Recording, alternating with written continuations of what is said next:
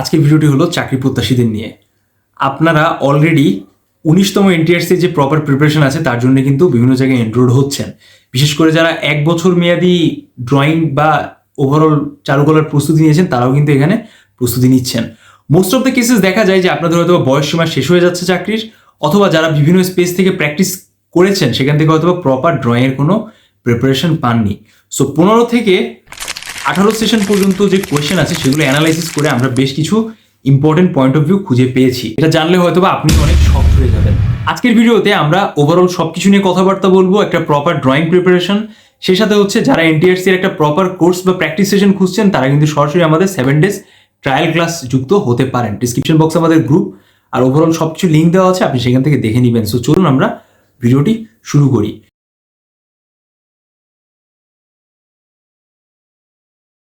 NTRC এর written plus drawing এর যে এক্সামটি অনুষ্ঠিত হয়, এখানে হয়তো আপনি রিটেন এদিক ওদিক থেকে বিভিন্ন জায়গা থেকে প্রশ্ন কালেক্ট করে ভালোভাবে পড়ে একটা কভার আপ করতে পারবেন। কিন্তু ড্রয়িং এর ক্ষেত্রে কি হবে, যারা খাতা সাধারণত মডারেট করে তারা কিন্তু চারুকলার যারা স্টুডেন্ট আছে যারা 4 বছরের প্রিপারেশন পরীক্ষা দেয় তারা কিন্তু মোস্ট অফ দ্য কেসেস টিকে। বাট যারা 1 বছর মেয়াদি আছেন তারা কি হতভাগা?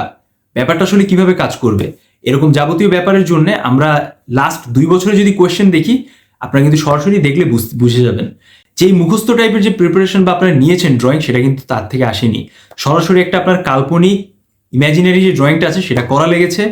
এটা 6 ইঞ্চি 6 ইঞ্চি সাইজের ভেতরে ড্রয়িং প্লাস নকশা করাটা কিন্তু বেশ সবার জন্য একটা কমপ্লেক্সিটি সিচুয়েশন হয়ে গিয়েছিল, যার কারণে কিন্তু হিউজ পরিমাণ স্টুডেন্ট যারা রিটেনে হয়তো অনেক ভালো করেছে বাট ড্রয়িং কিন্তু অনেক ভালো করতে পারেনি।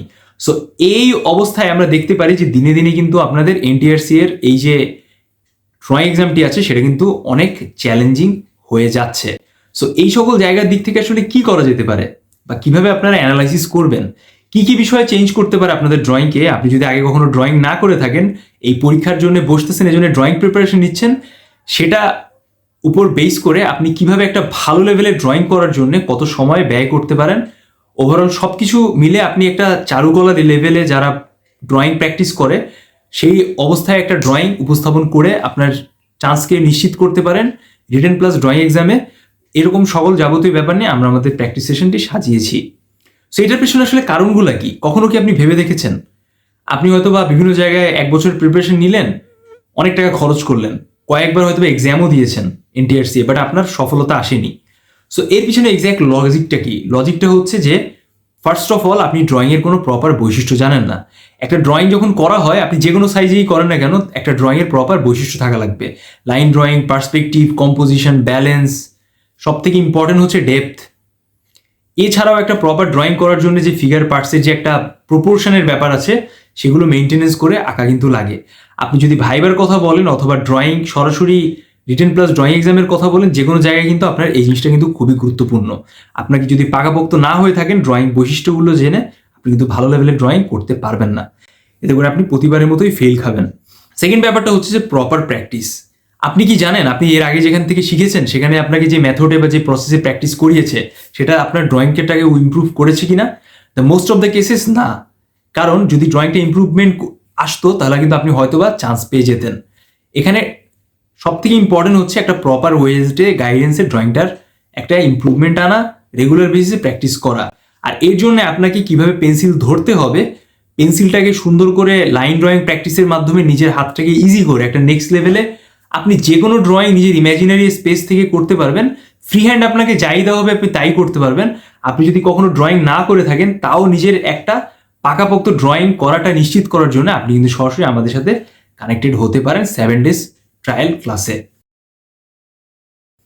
সব থেকে অথেন্টিক ড্রয়িং আসলে কিভাবে করে, একটা প্রপার ফিগার ড্রয়িং করার জন্য প্রপোর্শন কিভাবে মেনটেন করে, তার ওভারঅল প্রসেসটা কি, এটাও কিন্তু অনেকে অনেক ক্ষেত্রে জানে না। কিভাবে আপনি যে কোনো টাইপের নকশা উপস্থাপন করতে পারেন, নকশার জন্য আসলে যেগুলো এলিমেন্ট আছে সেগুলো প্রপার প্র্যাকটিসটা কি, প্রপার সিলেবাসটা কি, একটা ড্রয়িংয়ের বেসিক মেথডটা কি, এটা নিয়ে কিন্তু আমি সম্পূর্ণ বিষয়গুলো সাজিয়েছি। ড্রয়িং মোটেই পারতেছেন না, বাট বিগিনার হিসেবে আছেন, অ্যাডভান্স লেভেল যেতে পারতেছেন না, আপনার এনটিআরসি এর যে পারফরমেন্সটা আছে এক্সাম হলে বসে একটা প্রপার ড্রয়িং করে আসার জন্য আপনি সে সম্পর্কে ভালো জানেন না, বা সে সম্পর্কে আপনি চেষ্টা না করে আপনি রিটেনেই বারবার জোর দিচ্ছেন বেশি করে, এটা আপনি বুঝতেছেন না। আপনি জানেন যে ভাইভাতেও কিন্তু বোর্ডে ড্রয়িংটা এঁকে দেখানো লাগে। সো ওভারঅল সবকিছু মিলে কিন্তু প্রায় কমপ্লেক্সিটি সিচুয়েশন। এর থেকে আসলে বের হয়ে আসবেন কিভাবে? একটাই ওয়ে, আপনাকে সুন্দরভাবে প্রপার ওয়েতে প্র্যাকটিস করতে হবে। আর এটার জন্য আপনারা সরাসরি আমাদের ট্রায়াল ক্লাস নিতে পারেন। আমি বেশি কথা বাড়াবো না, যারা অলরেডি জয়েন করেছে তারা ক্লাস শুরু করবে।